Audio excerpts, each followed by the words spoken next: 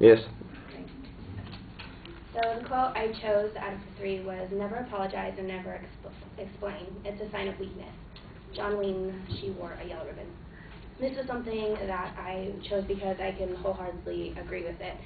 I definitely learned early on in school that the strongest people are the people who have the strongest convictions and they believe in them.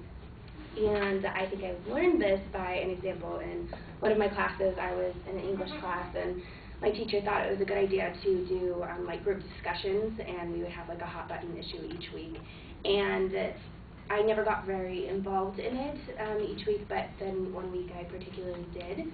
And through the whole class, I had stuff that I'd written down that I wanted to say, and that I wasn't sure if I was going to say if it was appropriate.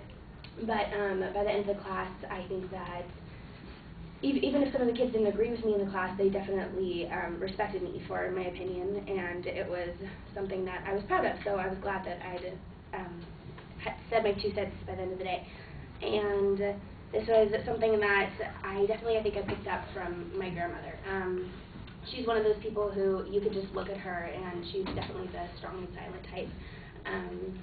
She's like 4'11" and barely speaks English, but you know just by looking at her, you know how she feels about her religion and her family and the people that she loves and that sort of thing. So she's another person that you look at her and you respect because she's very strong in her convictions.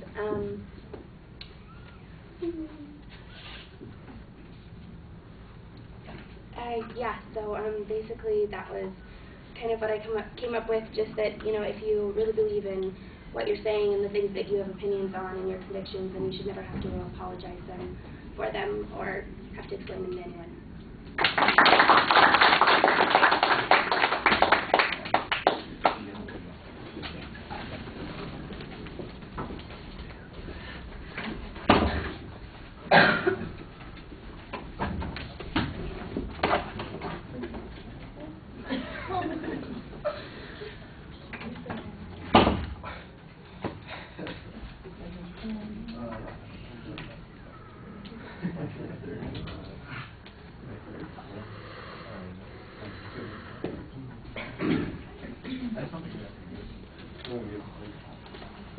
Oh, did you just put that back? Yes. Don't do that, please, because I don't want to hear that topic 6 times today. Thank you.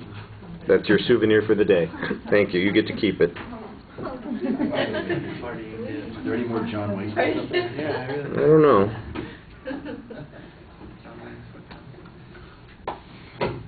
She's making true grit.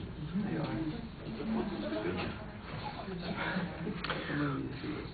All right, Taylor, you started with the quote. That's not usually the best way to get your audience's attention, but I thought your point of view was very clearly expressed. There's no setup of what the content is going to be, so the structure is something that we're going to have to impose on it. You've got a couple of examples, your English class and your grandmother as illustrations, and I thought you did an okay job with each of those points, giving us a little bit of detail. I think you probably could have talked about what the hot button issue was and maybe given us some examples, some of the things that you said that were certainly so opinionated, and maybe there's something also that would be specific for your grandmother and her experience to kind of illustrate that point. On the presentation things, you project pretty well. I thought that everything went smoothly for the most part. You had some good indicators, so most of the things were okay. Now, there were a couple of problems. Your eye contact is a little inconsistent. You tend to look down frequently. You're looking at the topic. At one point, you turn around and look at your notes behind you. That's a little bit awkward.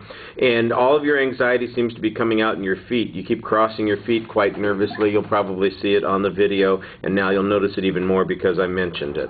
All right, thank you.